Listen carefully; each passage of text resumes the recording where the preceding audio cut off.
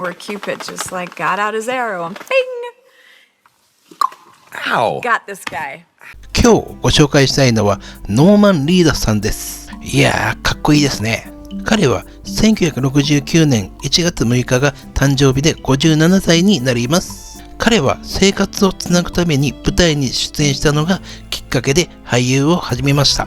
彼は1997年公開のミミックで映画デビューしています。彼は処刑人をはじめブレイド2、ゴーストハウス2などで注目を集めました。あとは皆さんご存知、ウォーキングデッドで人気を博しました。ある人が亡くなった時、どれだけ喪失感が大きかったことか。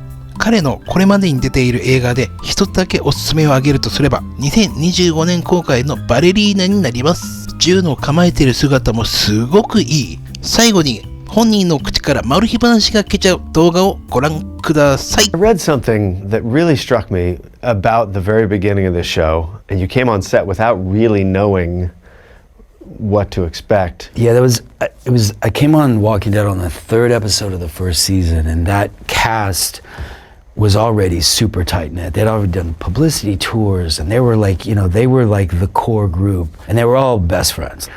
And everyone's kind of looking at me like, he's a new guy. Who's this new guy? This is our show. Already, even though it was only a couple episodes, you were the outsider. Well, they've been together for a year, rehearsing and doing a press junket around the world. It was being amped up as a thing. Right. It was Frank Darabont. It was AMC, Gale Ann Hurd. It was like, heavy hitters. And so we're doing this scene, and I got to come in and get in the main guy's face, and it's a whole thing, and everyone's protective of the main guy. They're all his buddy, and at this point, you don't know if you could be on for 3 episodes or I assumed I'd be there a couple episodes, maybe an episode or 2. Yeah. Okay. And came in and say these lines, and is feeling a little bit, nervous about it, and I turn around, and the whole cast, there's 15 people looking at me like, what are you gonna do? Like judging me. And I immediately got a little chip on my shoulder and felt like, oh God, they hate me. And I started talking out of the side of my eyes. I was like, talking, and then, I didn't really connect. Like, you hate me, I hate you too. And that's how I found that character. I started doing that. And the character slowly went from this sort of side-eyed, thing to like slowly, and when he means something now, he talks to you in your face. You can believe what he's saying to you. He wears his heart on his sleeve. He's not a bullshitter. But in the beginning, he was a straight up liar, thief. I mean, the whole thing about the 2 brothers on that show, they were there to rob that group. Right. Not to join the group. They were there when they go to sleep, we're gonna rob this place. And it slowly became sort of naturally the progression of this guy standing on his own 2 feet. And he wouldn't have been that guy if this apocalypse didn't happen. He would have just been his little brother, thief. He'd have been his brother. It's so fascinating to me how you can take a little moment like that and unlock basically a whole narrative arc for this person. There was a scene with Carol and Daryl, like where he gets shot. He goes looks for her daughter Sophia, and he's out in the woods, and everyone's given up. She's dead, and he's like, "No, I'm gonna keep looking for this little girl." And he goes on his own, and just gets the beat out of him. He's hallucinating. He's bloody. He's cut up. He's out, hanging on by a thread, and he comes out of the woods, and one of the girls shoots him. Thinks he's a zombie, shoots him, and it nicks him, and he passes out and has this bandage on his head. And there was a scene where Carol, who's the mother of the little girl he's looking for, tells him while he's laying in bed, he's all bandaged up, says, you're every bit as good as the rest of these people. And that resonated back from when I first started the show. And she leans in to give me a kiss, and I flinched. Like she was in my space, and was that a plan to flinch, and you'd worked it out? I was just feeling it, and then it became a storyline that I was an abused child, which became a serious storyline throughout the show.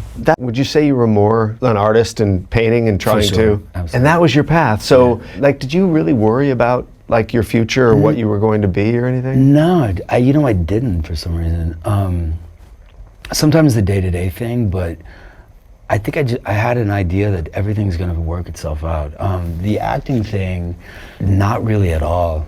I used to work at this place called Dr. Carl's Hog Hospital and it was on Venice Boulevard, and you know, I basically did grunt work there, and I ended up in a fight with the guy who owned the place because of a pit bull incident where the pit bull had chewed sideboards of a hot rod in the back and turned into a fight, and it just ended badly. And a friend of mine took me to a party up in the Hollywood Hills just to get drunk and get over it. And I drank way too much, ended up on the second floor of this party, and had borrowed someone's glasses, and an arm was missing, these giant glasses, and started yelling at a bunch of people in the room.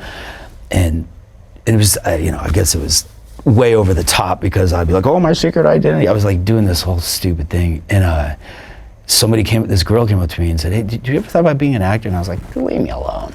And a friend of mine was like, who's that girl you're talking to? Which ended up us going to you remember Damiano's on Fairfax? Yeah. The pizza place? Oh yeah, it was right by Largo. We ended up there, and then the director for a play came, and they asked me, you know, because I just lost my job. I was like, well, will I get paid for this? And I was an understudy of a play called Maps for Drowners at the Tiffany Theater on Sunset. And had you had an acting class or a? No. You knew nothing. Nothing. When you found out you were going on, do you recall the way that felt? I wasn't crazy nervous, to be honest. I thought actors were like models. I didn't think they were like artists. You know what I mean? At that point, but that's kind of how I started.